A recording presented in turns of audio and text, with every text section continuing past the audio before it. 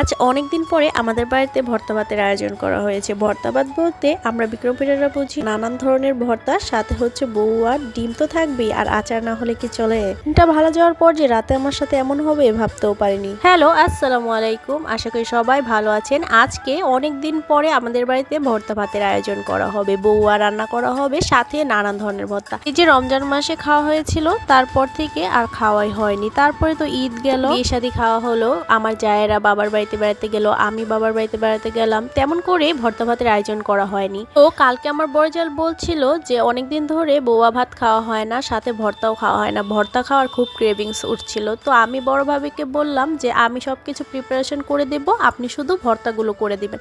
তো ভাবি রাজি হয়ে গেল, আর যেই কথা সেই কাজ, আজকে সেই প্রিপারেশন চলছে। এই তো এখানে বড় ভাবি ভর্তা বানানো শুরু করে দিয়েছে। উনি টাকি মাছ ভর্তা করেছিল, আমি বলেছিলাম আমি চ্যাপাটা করবো না, আর সাথে কালিজিরা যেহেতু অল্প সবসময় সুমা ভাবিই করে, তো আমি ভাবলাম এবার আমিই না হয় করি। বড় ভাবি বলল থাক তোমার করতে হবে না, আমিই করে দিই। তো বড় ভাবি টাকি মাছের ভর্তা আর হচ্ছে চেপার ভর্তাটা করেছে, এখন আমি এখানে কালিজিরা ভর্তাটা করতেছিলাম। একটা ভর্তা করতেই যে আমার এত সময় লেগে গিয়েছে, আর ভাবি তো যেই না সেই যখন তখন সুন্দর করে দুইটা ভর্তা করে চলে গিয়েছে। এই যে এখানে টাকি মাছ ভর্তা আর চেপা ভর্তা, আর আমি করছি কালিজিরাটা। ভর্তা বানালেই তো আর শেষ না, সবকিছু গুছিয়ে টুছিয়ে রেখে যেতে হবে। টেবিলটা যদি নোংরা থাকে তাহলে কিন্তু দেখতে কেমন লাগে, সেজন্য আমি টেবিলটাকে সুন্দর মতো গুছিয়ে এখন রেখে যাব। আর এই হলো আমাদের আজকে দুপুরের রান্না। শিং মাছ আলু দিয়ে রান্না করেছি বাচ্চাদের জন্য, সাথে হচ্ছে কই মাছ ভুনা, এটা বড়দের জন্য, আর হচ্ছে কহি ভাজি করেছি। সব কাজ শেষে উপরে চলে এসে দেখলাম আমার জামাই মোটামুটি ঘরটাকে একটু গুছিয়ে রেখেছে।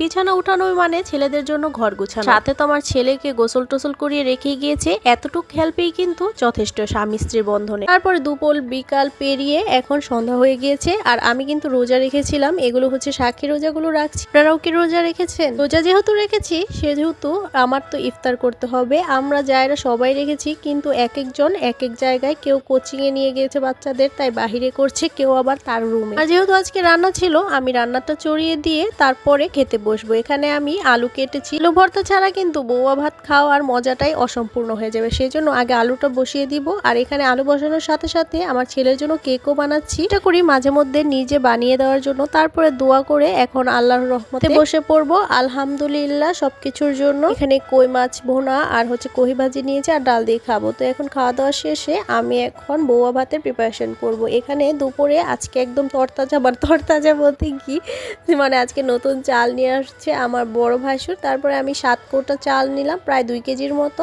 ওখানে ধুয়ে টুয়ে এখন চালটা বসাবো। আর এদিকে চা চড়াইছি, আমরা 3 যা চা খাবো। তুমি তেল দিলাম, তেলের মধ্যে শুকনা মরিচ, কাঁচা মরিচ, পেঁয়াজ এগুলো দিয়ে, আর একটু আদা কুচিটা না কম হয়ে গিয়েছে, আর একটু বেশি দিলে বেশি ভালো লাগতো। এগুলো ভাজা হয়ে গেলে এখন ধুয়ে রাখা চালগুলো একে একে দিয়ে দিব। অনেকগুলো চাল, অনেক সময় লাগছে দিতে, এটা তো আমি একদম ফাস্ট ফরওয়ার্ড করে দিয়েছি সেজন্য। তারপর এটার মধ্যে লবণ দিয়ে দিব। লবণ দিয়ে এখন ভালো করে হালকা একটু ভেজে নিয়ে পরিমাণ মতো পানি দিয়ে দিব। পানিটাই কিন্তু আসল, অতিরিক্ত পেকে হয়ে গেলেও ভালো লাগে না, আবার যদি গড়চাল থাকে ও ভালো লাগে না। তো আলহামদুলিল্লাহ আমার পানি দেওয়াটা একদম পারফেক্ট হয়েছিল, আর একদম চালগুলো সুন্দর মতো ফুটেছে। তখন চাটা ঢেলে নিচ্ছিলাম, আমি আর বড় ভাবি খাবো। দেখলাম 1 কাপের মতো রয়েছে। তারপর ভাবিকে বললাম সুমা ভাবিকেও কল দেন, সুমা ভাবিও এসে চা খাবে। তারপর ভাবিও এসেছে, এখন আমরা 2 জাল মেরে চা খাবো।